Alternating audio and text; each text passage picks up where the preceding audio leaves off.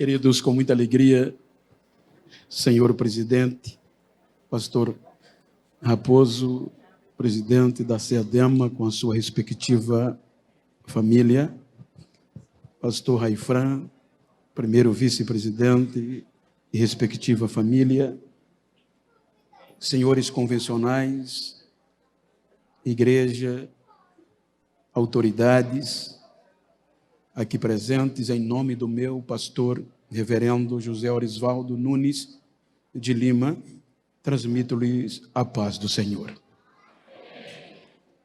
Eu quero,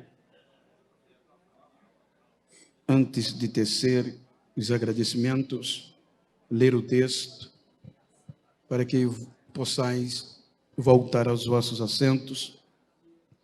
Amós, capítulo 9, versículo 11.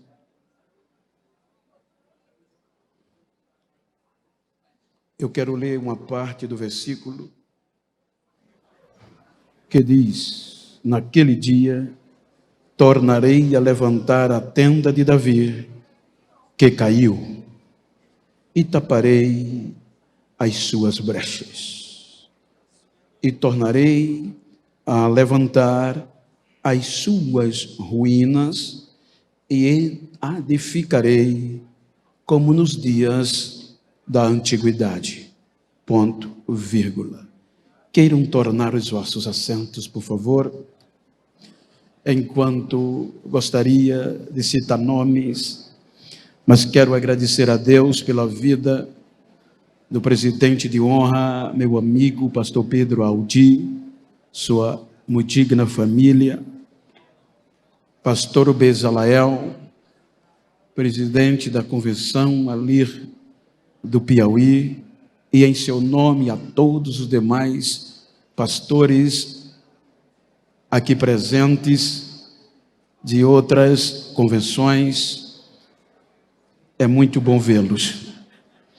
Quero reverenciar pastor Osiel, alegria rever pastor Spurgeon, pastor Ricardo, pastor Reinero, e agradecer a receptividade, o carinho de me conduzir, de me receber, representando a cada um de vós, o pastor Manuel Costa e a sua família. Muito obrigado pelo carinho. Queridos, reverencio as autoridades políticas aqui presentes, Sua Excelência, senhora senadora, senhora deputada, excelentíssimas, senhora prefeita. É muito bom estar convosco no vosso município e quero agradecer-lhes por me receber de uma forma que me tem dado a oportunidade de por várias vezes, e eu oro para que Deus continue abençoando a vossa gestão. Queridos, eu sei que a hora já passou e eu aprendi que quando nós chegamos na casa de uma visita, nós não devemos mexer nos móveis. Se o móvel estar assim, eu, como visitante, posso até não concordar, mas não devo mexê-lo se um dia eu quiser voltar. Então, sabendo que o culto termina de 9, mas eu estou com a autorização do mordomo da casa, então me aguente aí mais um pouco, que eu saí desde 2 horas da manhã que estou viajando, e seria inconsciente e até feio da minha parte não dar pelo menos a palavra pastoral. Eu quero tomar por base esse texto para trazer ao nosso entendimento de uma forma celebrativa acerca do privilégio que nós temos. Os irmãos hão de convir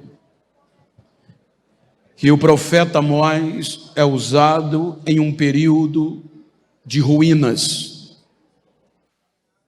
E quando nós analisamos o contexto, para chegarmos a este momento, Especificamente hoje, quero discorrer um pouco sobre a Bíblia Sagrada, para que nós celebremos com mais vigor, com mais vida este dia. Os irmãos hão de convir que a Bíblia nos mostra uma queda de uma classe chamada angelical. Esta classe era a única classe que tinha a responsabilidade de elevar do planeta Terra aos céus adoração, chamada anjos. Ezequiel nos dá uma deixa de como funcionava. Portanto, o ensoberbecer veio e Lúcifer encheu o coração de orgulho e quis ser igual ao Criador. E com isso, o juízo vem, eles são presos para o juízo final e a terra é submersa. Então houve um período de que a terra não se relacionava mais com Deus por conta do erro dos anjos. Quando nós vamos ao livro do Gênesis, a Bíblia diz que Deus dá ordem às águas para que se retire da face da terra e haja separação entre ambas. Deus chamou a porção seca de terra e as águas de mares.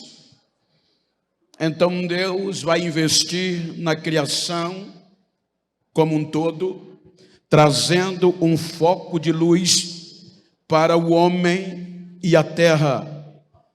Agora, o capítulo 2 do Gênesis, a Bíblia diz que Deus criou o ser humano um pouco menor que os anjos, mas o coroou de glória. O capítulo 2, versículo 8, Deus estabelece geograficamente um lugar chamado Éden.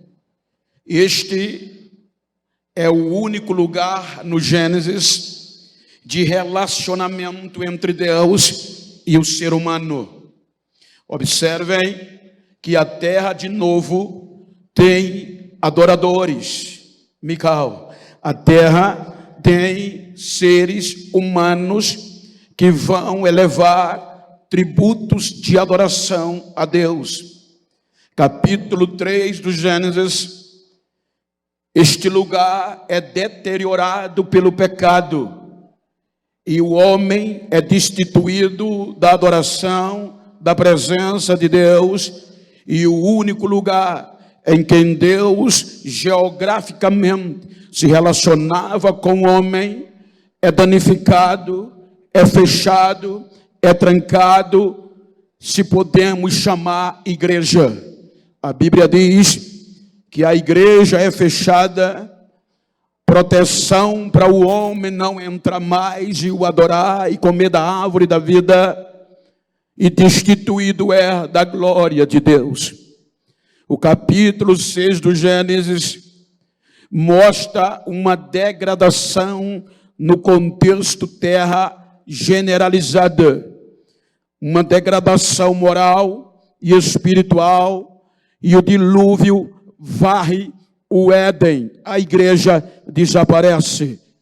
Capítulo 8 do Gênesis, sobreviventes pela graça, Noé e seus filhos são tirados da arca, e Deus faz voltar ao princípio, pede e autoriza que as águas se afastem da terra, e as águas assim fazem. Então Deus dá ordem à geração de Noé para que encham a terra. Este encher é confiança de novo. É Deus querendo habitar entre os seres humanos de novo. Porém, o capítulo 11 do Gênesis, o pecado deteriora a geração de Noé. Então, afastada, se espalha pela terra sem ter relacionamento com Deus. Aí vem o capítulo 12 do Gênesis. Aí diz a Bíblia que Deus vai investir pesado em relacionar-se com o ser humano. Capítulo 12 do Gênesis, versículo 3, diz a Bíblia que Deus diz a Abraão que por meio dele ia abençoar todas as famílias da terra, plural. Então, Deus, por meio de Abraão, investe em um projeto espiritual para que possa habitar entre os seres humanos de novo. Observem que Mateus capítulo 1, versículo 17, ele faz questão da forma geracional. Ele diz que de Abraão até Davi são 14 gerações que Deus investe. Esta primeira geração, Deus vai trabalhar em um relacionamento íntimo. Por meio de Isaac e por meio de Jacó, o projeto Israel se desenvolve. O único povo que é escolhido por Deus de forma condicional, fazer Deus descer na terra de novo de forma contundente. Porque me ajuda no retorno se possível for, porque desde o Gênesis capítulo 3 não havia mais relacionamento íntimo. Então Israel vai para o Egito, cerca de 430 anos sem relacionamento com Deus, relacionamentos de intimidade zero. Aí Deus vem por meio de Moisés, me permita ser rápido, e vai tirar Israel do Egito. Então Deus tira os judeus, ou Israel, do Egito, por meio de Moisés. Se apresenta, porque aquela geração politeísta não conhecia Deus. Então Deus se apresenta por meio das pragas, pela abertura do mar. E aí, depois que o mar se abre, o povo conhece Deus e começa a dizer: nós temos um Deus que salva, nós temos um Deus que livra, e Ele é a nossa bandeira. Então, eles saem pelo deserto, por um período de 3 meses, eles chegam e acampam na planície do Monte Sinai. Quando eles se acampam na planície do Monte Sinai, aí Deus vai tratar de relacionamento. Diz Moisés: propõe ao meu povo uma aliança de fidelidade. Moisés propõe o povo, Êxodo 24, versículo 3, diz o povo que está disposto a cumprir tudo quanto Deus falou. Agora há uma aliança. Agora Moisés faz um ritual com sangue de novilho para selar a aliança. Quando a aliança é feita, então Deus vai trabalhar de forma excepcional. De que forma, pastor? Saímos do capítulo 24 do Êxodo, entramos no 25. Então há uma aliança. Agora Deus vai trabalhar em habitar na terra de novo por meio de Israel. Aí diz o capítulo 25, a partir do 1º versículo, que Deus pede oferta ao povo para construir uma casa para ele morar, chamada tabernáculo. Quando do capítulo 25 do Êxodo ao versículo 9, então os irmãos vão ver as ofertas. Porém, agora Deus vai instituir a primeira peça a ser construída. Capítulo 25 do Êxodo, versículo 10. Farás para ti uma arca. A arca era o símbolo da presença. A arca era o símbolo de que Deus estaria no meio do povo e guiaria o povo. A primeira peça que ele pede para ser construída é a arca. Porém, Moisés constrói a arca. Aí Deus vai trabalhar durante 15 capítulos para concluir Moisés a casa que ele ia descer, porque desde o Gênesis não descia de forma coletiva. Então, quando nós vamos para o capítulo 40 do Êxodo, aí diz o versículo 33, Moisés acabou toda a obra do tabernáculo. Versículo 34, quando o tabernáculo terminou, aí diz que a glória de Deus desce na terra e enche a tenda da congregação, de maneira tal que Moisés não entrava na tenda, porque a glória, a presença de Deus enchia o tabernáculo. Agora Deus está em um lugar móvel chamado tabernáculo para o ser humano o adorar. Quando nós saímos do livro de Êxodo, vamos para Levítico, já que tem uma aliança de sangue, já que tem agora um tabernáculo, aí Deus vai trabalhar em como se chegar o povo e o povo se chegar a ele. O livro de Levítico vai começar com os sacrifícios, com as ofertas, com os holocaustos. Capítulo 2, versículo 13, disse Deus à casa de Arão: de todas as ofertas que vocês ofertarem a mim, não esqueçam de colocar sal, que é o sal da aliança entre mim e você. Veja que agora Deus vai fazer um pacto de relacionamento duradouro, ou seja, quase que inquebrável por meio do sal, porque o sal é perene, os seus nutrientes ou ingredientes são perenes e eles são duradouros. Na época, o sal queria dizer, por exemplo, eu e o pastor Spurgeon éramos hebreus e queríamos fazer uma aliança de intimidade, de relacionamento duradouro. Então eu dizia a ele: Spurgeon, pastor, vai na minha casa e vai comer do meu sal. Ele ia, eu ia na casa dele e comia do sal dele, e ali com o sal celebrava uma aliança duradoura. E quando alguém duvidasse da nossa amizade, da nossa intimidade relacional, ele dizia: há sal entre nós. Não precisava dizer mais nada, ele estava dizendo: a nossa aliança não tem fim e é duradoura. Aí Deus faz a aliança no capítulo 2, versículo 13 de Levítico. Agora esta geração tem intimidade com Deus por meio dos sacrifícios, por meio dos rituais. Deus descia e enchia a casa. Porém, com esta geração, ela só chega até o capítulo 14 de Número. Quando esta geração, ela chega em Número, ela desacredita em Deus em face aos gigantes da terra prometida. Aí esquecem a aliança duradoura. Aí Deus diz a Moisés que esta geração que saiu do Egito de 20 anos para cima não vai entrar na terra que eu prometi, porque não acreditaram em mim.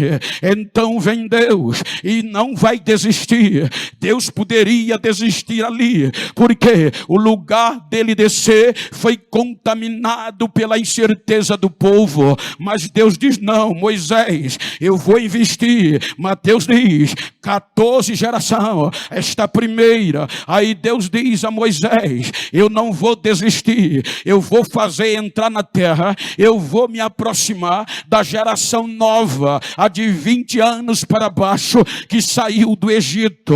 Aí vem Número 18, 19, da antiga, só Josué e Caleb. A esta primeira geração vai ter uma segunda etapa. Aí Deus agora diz a esta nova geração: quando vocês sacrificarem, eu faço de novo um compromisso com vocês, e agora com vocês, com os vossos filhos, com as vossas filhas, com as vossas descendências, com aliança de sal. O sal é tido pela segunda vez. Agora esta geração vai entrar na terra prometida. A geração de Número entra em Deuteronômio. Deuteronômio, segunda lei, segunda oportunidade, capítulo 8, a lei lei é dita como a primeira. Deus dizendo, os vossos pais erraram, eu vou acreditar de novo e vou dar a mesma lei para vocês não cometerem o mesmo erro. Então é esta geração que vê o Jordão se abrir, é esta geração que vê a muralha de Jericó implodir, é esta geração que ouve da boca de uma prostituta, sem YouTube, sem Instagram, sem Facebook, a maior expressão de grandeza do soberano. Eles ouvem Raabe dizer, todo mundo em Jericó e na região, desde o rei até o menor, sabem que o Deus de vocês tem vindo na frente e destruído os vossos inimigos, e que o Deus de vocês é Deus em cima no céu e é Deus embaixo na terra. Aleluia! E Ele habita no meio de vós. Então esta geração, ela vai entrar na terra prometida. Chegamos no livro dos Juízes, capítulo 2, versículo 8. Morre Josué. Versículo 9. São congregados. Versículo 10. Toda aquela geração que viu tudo isso foi congregada e sepultada junto com Moisés. Versículo 10. Levantou na primeira geração, a Bíblia diz, uma nova geração, dentro das primeiras 14, que não conhecia Deus e não tinha visto os seus milagres, mas isso é só questão de entendimento, porque os hebreus passavam para o filho quem era Deus e o que ele fazia. Ou seja, havia um memorial no capítulo 4 de Josué, Deus já prevendo, quando teus filhos perguntar o que essas pedras significam, diga o que eu fiz. Eu abri o Jordão de ribanceira a ribanceira, eu habitei no meio de vós e fiz vocês passar a pé enxuto. Mas esta geração de juízes não levou em conta a história, quis viver como queria, não deu valor à presença de Deus e perdeu o melhor de Deus. Aí termina o livro dos Juízes dizendo que esta geração não tinha rei, não tinha líder e cada um fazia o que queria. Aí quando é que ela termina? Disse Mateus, de Abraão até Davi, sem a glória, sem a presença, sem valorizar, se deterioraram pelo pecado e Deus não descia mais, porque o tabernáculo estava lá, a arca estava lá, mas só estava de enfeite, porque se há tabernáculo, se a casa, se é bonita, se é grande, não importa. O que importa é a presença, é a arca tá lá e os crentes tá santo. Se não tiver, é só ajuntamento. Se não tiver, é mais um prédio público. Mas se a presença tiver, é a igreja, é a vencedora, ela é a genuína.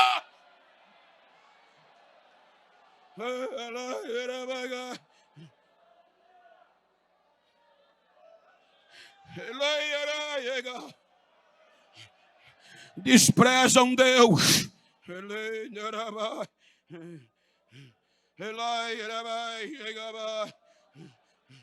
Tem muito lugar por aí, não estou dizendo isso para enfeitar sermão, é porque eu ando o Brasil e o mundo, que tem igrejas lindas, bonitas de saltar os olhos, mas os cultos parecem mais funeral. Mas eu louvo a Deus que no nosso Nordeste, no Maranhão, em pé, Lago da Pedra, está se sendo uma igreja poderosa, que a presença de Deus vai estar nela.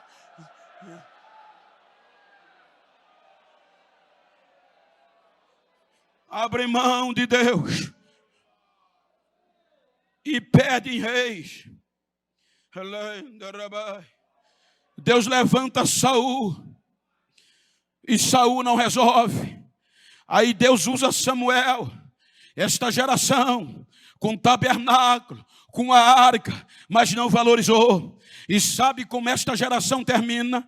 Capítulo 4 do primeiro livro de Samuel, versículo 22. E Cabode, lá se foi a glória de Israel. Tinha a arca, perdeu. Os filisteus levaram. Eles estavam tão insensíveis que não foram buscar. Os filisteus devolveram, mas eles não tiveram coragem de ir buscar. E continuaram vivendo sem Deus. Aí vem Deus, disse Mateus, de Abraão, quer dizer, de Abraão até Davi. Ele mostra 14 gerações. Abraão, ele fala Isaac, Jacó, Rubem, Simeão, Levi, Judá, Zebulon, Gade, Asser, Naftali, José e a Benjamim. Aí seguindo as 14 da dinastia davídica, ele diz, Rubem, melhor dizendo, Judá, Perez, Esrom, Arão, Aminadab, Naasson, Amon, aí vem por ali, Naasson, Aminadab, vem Boaz, vem Jessé, vem Davi. Davi entra, aí Samuel unge Davi, e Davi é rei de Israel. Não havia mais arca, Israel esqueceu da arca. Davi é composto de reis sobre Israel, todo no trono, poder de Davi, poder de tirar. Mas eu quero acreditar que Davi olhava, dizia, ser rei é gostoso, sentar no poder é bom demais, mas não adianta eu ter coroa, eu ter poder, e a arca está fora, e a glória não está dentro. Vou buscar, ele vai buscar a arca, traz errado, porque tem que ter santidade. Aí retorna, volta santo. Davi vai trazendo a arca. Quando ele vai trazendo a arca, que a arca vai entrar em Jerusalém. Irmã Maria, ele quebra protocolo. O rei salta, pula, ele cai no chão, ele embola, rasga o vestido, os crentes frios da janela, nem para o movimento foi. Dizia, o rei está doido, mas não era doidice não, filho. É que a glória de Deus é maior do que o cargo, a glória de Deus é maior que a coroa, a glória de Deus ainda faz a diferença.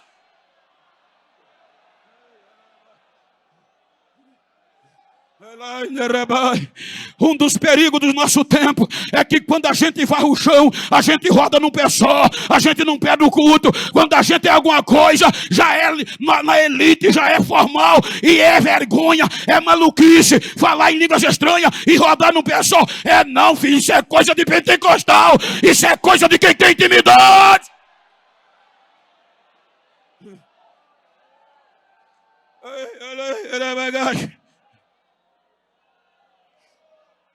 Dá uma olhadinha para quem está ao teu lado e diga a ele, se não gostar de barulho, se não gostar de fogo, vaza agora, porque o meu propósito é te incendiar. Diga a ele.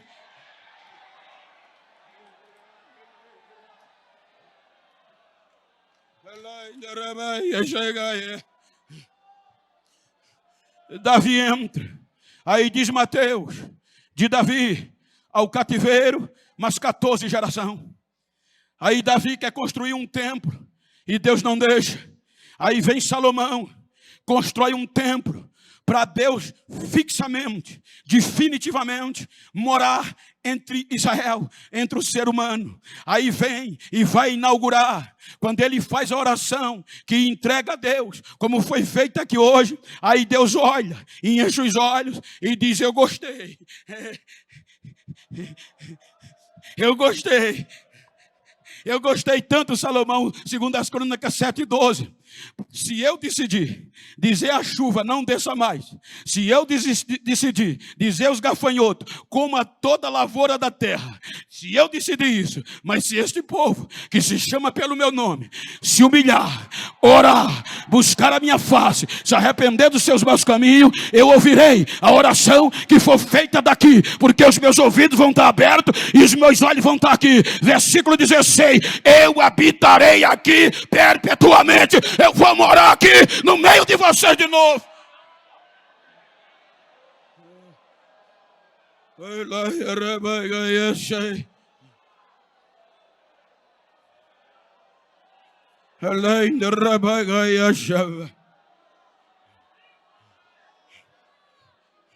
Aí quando Salomão é substituído, que Roboão vem, aí querem tirar a dinastia de Davi.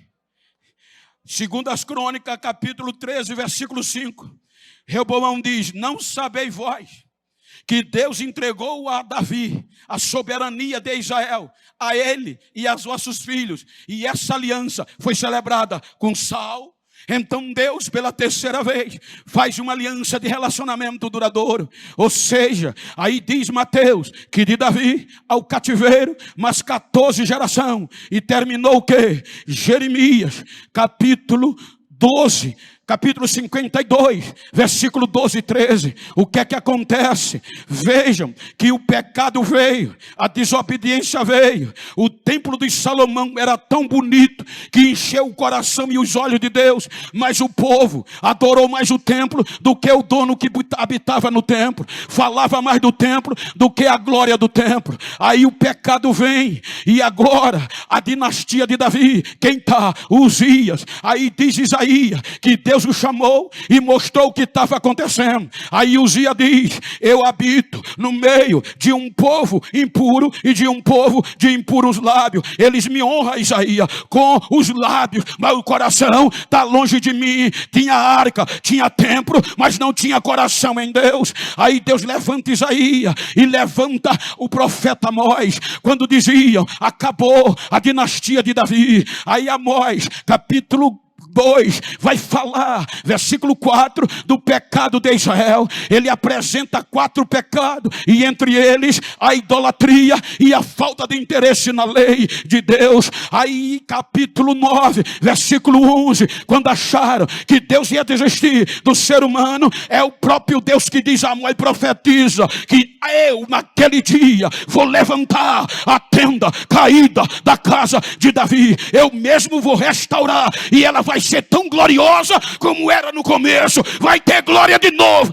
vai ter poder de novo. Aí Mateus diz que de Davi ao cativeiro 14 gerações. E termina como? Jeremias 52, versículo 12 e 13.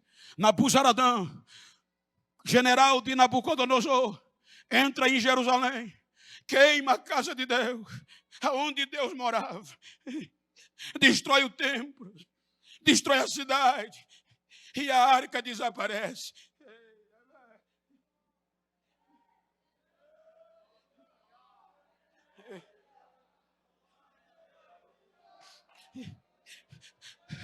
Aí Mateus diz, mas 14 geração, a primeira perdeu, a segunda perdeu. Aí Deus não desiste. Eles perdem a arca, eles perdem a morada de Deus e voltam a ser escravos. 70 anos, sem dinastia. Aí Deus vai no cativeiro e traz eles de volta. Coloca em Jerusalém e lhe usa Ageu para dizer: eu tenho uma aliança com vocês. E por causa desta aliança, eu não vou desistir. Eu fiz uma aliança com vocês quando eu tirei vocês da casa do Egito, e vocês a quebraram. Mas por conta do meu espírito, eu digo a vocês, recomecem, que a glória da segunda casa vai ser maior que a primeira.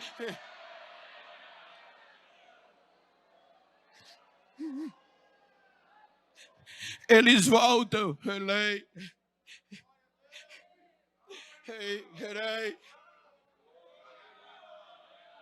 Recomeçam. Aí Mateus diz, do cativeiro até Jesus, mas 14 gerações. Reconstrói o templo Zorobabel, mas já não tinha mais arca dentro dos registros. O tempo passa e iam afundando cada vez mais. Aí Mateus diz que essa terceira geração é composta de Salatiel, Zorobabel e Abiúde.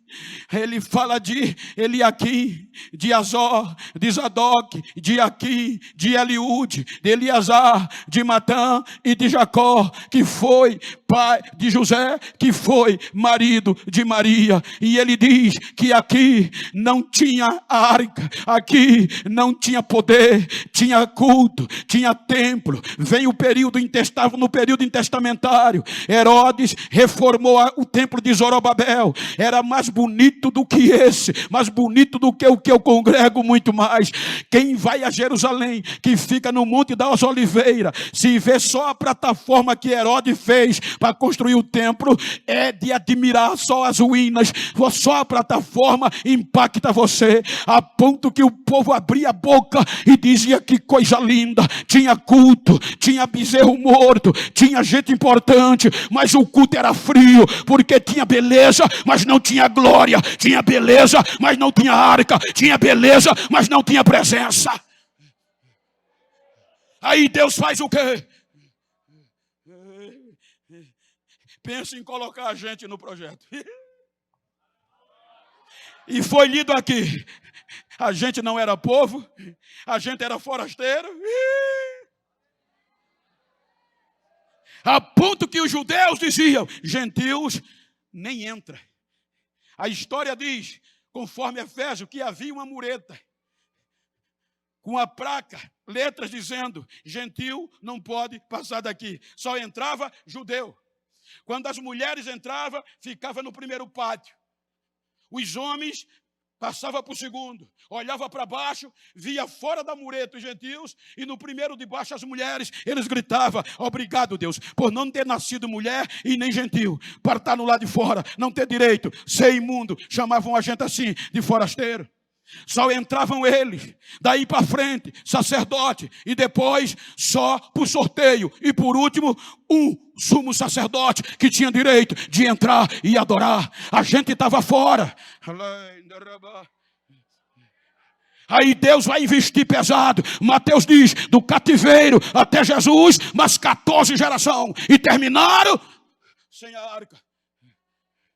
Aí Deus diz: agora eu vou investir o melhor que eu tenho.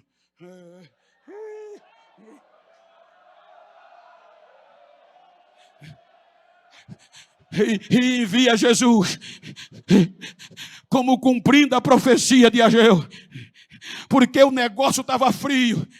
Mas o que eu acho lindo é que Lucas capítulo 2, a partir do versículo 25, ele diz que mesmo no meio da frieza, Deus é demais. Tinha um crente, pastor, velhinho, do cabelo branco, e outra irmã chamada Ana. Eles não se conformavam com a frieza, e a oração era: Jesus, Senhor Deus, não me deixa morrer sem ver a glória entrar aqui de novo. Não me deixa, não me deixa. E vê a tua arca voltar. Aí o Espírito Santo diz a ele: eu te ouvi. Aí Jesus nasce. Aí Lucas, capítulo 1, versículo 30, ele diz que Deus vai restaurar a tenda caída. Veja que desde o cativeiro não há dinastia. Aí Lucas diz que o anjo Gabriel vai a Nazaré e diz: Maria, tu vai conceber um filho no teu ventre, tu vai dar o nome dele de Jesus. Ele será grande, será chamado Filho do Altíssimo, e Deus vai dar a ele o trono do seu pai Davi, e ele vai reinar sobre a casa de Jacó, e o seu reino não vai ter fim, não vai ter fim, não vai ter fim, não vai ter fim.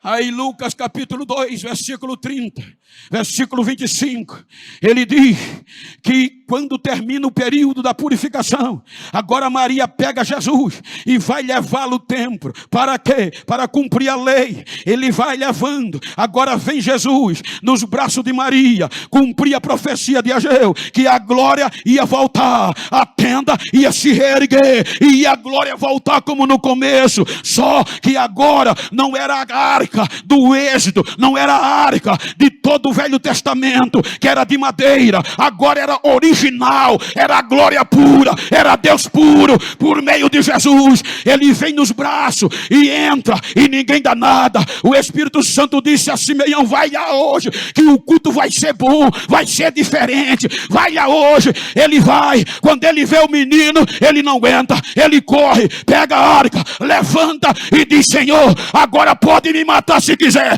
Os meus olhos já viram a tua salvação, a glória de Israel, e a luz para os gentios chegou.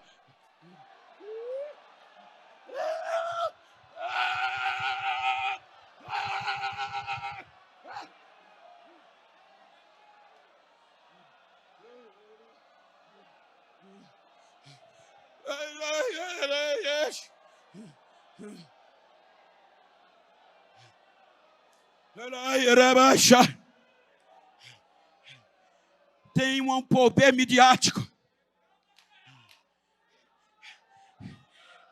Um dos perigos é que muitos crentes nem querem vir mais para a igreja. Só quer assistir culto mídia. E tem alguns falsos mestres que estão dizendo que isso aqui só foi para o Velho Testamento, para o início da igreja primitiva. Pentecoste, glória e poder. Tem muitos que me ligam, Bento. Tu vai ficar para trás. Tu ainda continua pregando o Pentecoste. Tu ainda continua falando de Bíblia, Bento. Você está ultrapassado, a nova geração quer coach, quer psicologia, quer autoajuda. Muda a mensagem.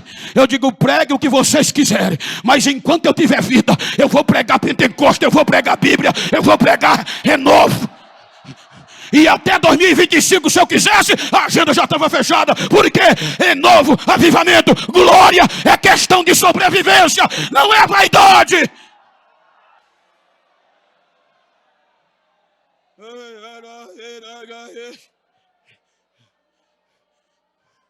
A primeira geração perdeu para os filisteus. A segunda geração perdeu para os caldeus. E a terceira desprezou e não valorizou.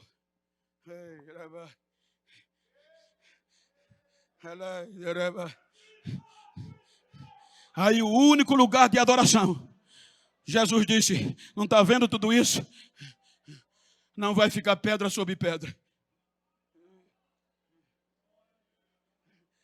Aí Deus diz, aí Paulo diz, Romanos 5, 11, 25, que Deus endureceu o coração de Israel para nós entrarmos. Aí ele diz, e enquanto a plenitude dos gentios não se completar, Israel vai estar parado. Ele estava dizendo, aproveite, porque enquanto a trombeta não tocar, a hora é de vocês, a vez é de vocês. Aí o pai, o que é que ele faz? A natureza diz que são forasteiros. Tem jeito não. A natureza diz, são jambuzeiros bravos. Não tem jeito não. Aí Paulo diz, contra a própria natureza. Deus nos pegou e nos cortou do natural zambujeiro e enxertou na oliveira verdadeira.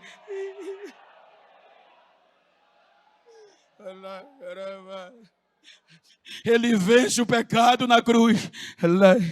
Aí Paulo, para tirar onda, escreve aos Efésios, gentil da Ásia, dizendo no capítulo 2, vocês estavam mortos sem Deus, vivendo na concupiscência da vossa carne, servindo as potestades do mal e mortos nos vossos delitos e pecado. Mas Deus, pelo seu amor, ressuscitou vocês com Cristo e agora vocês são salvos pela graça por meio da fé. E isto não é de vós, é um presente que Deus deu. Ele diz, vocês estavam longe, não tinham aliança com Israel, estavam distantes, mas pela cruz a diferença foi quebrada. Vocês foram salvos porque a mureta caiu, a mureta caiu, a mureta caiu. Não há mais muro, não há mais véu. Agora vocês podem entrar, agora vocês podem entrar. Ele vence. Aí vem Paulo. Dá vontade de correr aqui. Não, mas tem a ética. Eu ainda tenho um pouquinho de juízo. Aí Paulo escreve aos gentios de Corinto. Diga para quem está ao seu lado, a primeira geração perdeu a arca para os filisteus. A segunda geração perdeu a arca para os caldeus. E diga, a terceira geração não valorizou e desprezou a arca. O templo foi destruído. Aí diga, 1 Coríntios, capítulo 6, versículo 18 e versículo 19. Aí Deus diz aos gentios: não sabeis vós que o vosso corpo é templo e morada do Espírito Santo de Deus, e que Ele habita em vós? Glorificai, pois, a Deus com o vosso corpo e com a vossa carne, por vosso espírito, porque vocês custaram caro. Paulo agora está dizendo que agora não tem inferno, agora não tem filisteu, agora não tem ninguém que possa arrancar isso de nós, porque agora a morada é aqui, é preto, mas Ele está aqui. A morada é aí, a morada é perto de você, é dentro de você. Então olha para quem está ao teu lado e diga: se Ele habita em mim, não habita mais em casa feita por mão de homem. Diga: eu vou sacudir este lugar. Diga: eu vou inaugurar este lugar com a glória, com o poder da unção do Espírito. Diga para ele: se eu sozinho, morada do Espírito Santo, já estremeço o inferno, imagina eu e você nesta noite, neste culto, adorando, adorando, adorando, adorando, adorando. Fica de pé, fica de pé, fica de pé, adorando.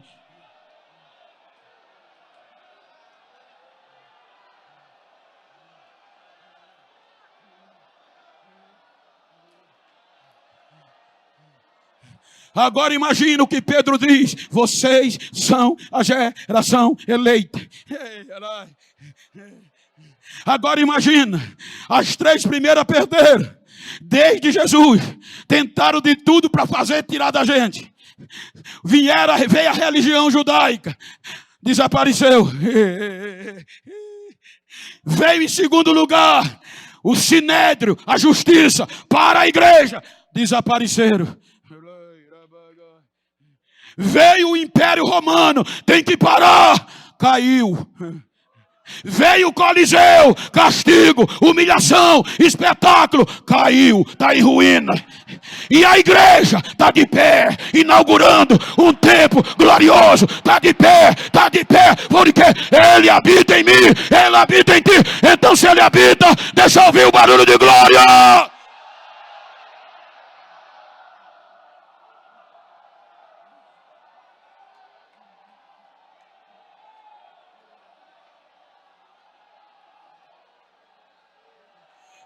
É inauguração, vou terminar. É inauguração. Se tu tem intimidade, se tu é do mesmo sexo, olha para esse crente que está do teu lado aí, mas olha com poder pentecostal. Eu estou na igreja pentecostal, olha nos olhos dele, olha nos olhos dela, e diga para ele: não quero nem saber como você chegou na inauguração, quero saber como você vai terminar a inauguração. Diga a ele: eu vou terminar mais crente do que o que eu entrei. Diga a ele: me faz um favor, se tu encontrar um besta por aí que pensava que eu estava frio, diga a ele que ele vai ter que me engolir, que eu vou sair pegando fogo, cheio. Batiza, Jesus, batiza, renova, vai, recebe aí, recebe agora.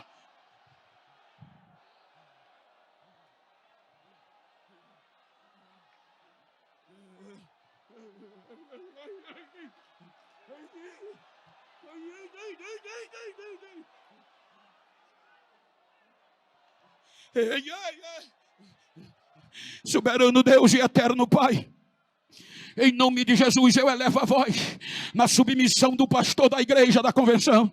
E eu quero ministrar agora batismo no Espírito Santo. Eu estou pregando uma mensagem pentecostal. É uma inauguração que salta aos nossos olhos, mas a tua presença é mais importante. Não deixa a crente sair daqui sem falar línguas estranhas. Não deixa pastor sair daqui sem derramar lágrimas. Vai, age agora, Jesus. Renova o teu povo. Abençoa o estado do Maranhão. Vidas venham se render neste lugar. Abençoa pastor Raimundo, pastor Raposo, e a tua glória tome conta desta serva, deste servo. Incendeia quem está ao teu lado agora. Incendeia, incendeia, incendeia, incendeia.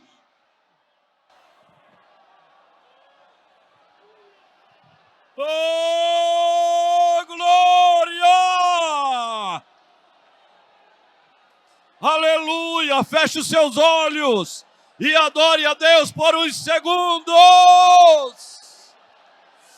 Oh!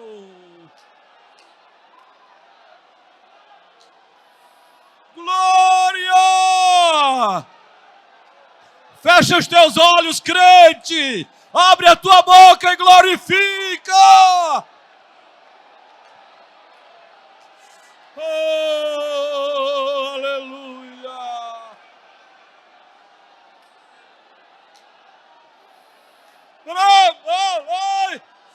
Glória.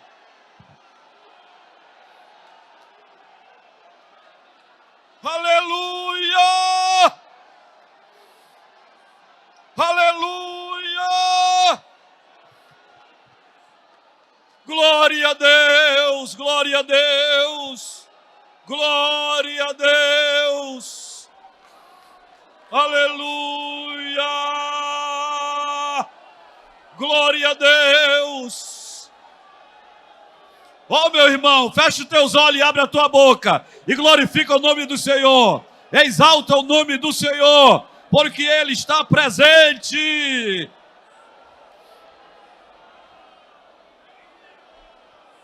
Aleluia!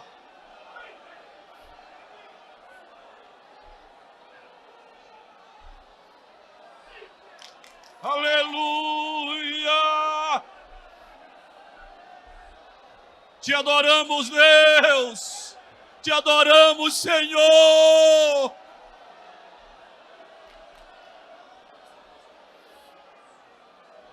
Glória a Deus!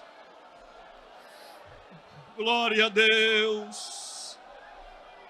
Com essa festa que Deus nos deu, com a sua presença, em nome dele e da SEADEMA, eu declaro abertos os trabalhos convencionais da 84ª AGO da nossa magna SEATEMA. Pastor da igreja, orando e impetrando a bênção apostólica. Vamos orar em nome do Senhor. Pai Celestial, agradecido pelo momento oportuno, pela grande oportunidade que tem nos concedido de estarmos aqui. Agradecemos todas as bênçãos. Agora, Senhor, despede em paz todos os teus filhos aos seus lares. Dá uma noite de paz e tranquilidade. Em nome de Jesus de Nazaré, nós te pedimos e te agradecemos. Pastor Pedro Aldir, meu lugar, impõe as bênçãos. Que o amor de Deus, o nosso Pai, a graça de Jesus, o nosso Salvador, e a doce comunhão do seu Santo Espírito esteja com todos nós, hoje e sempre. E o povo de Deus diz: amém.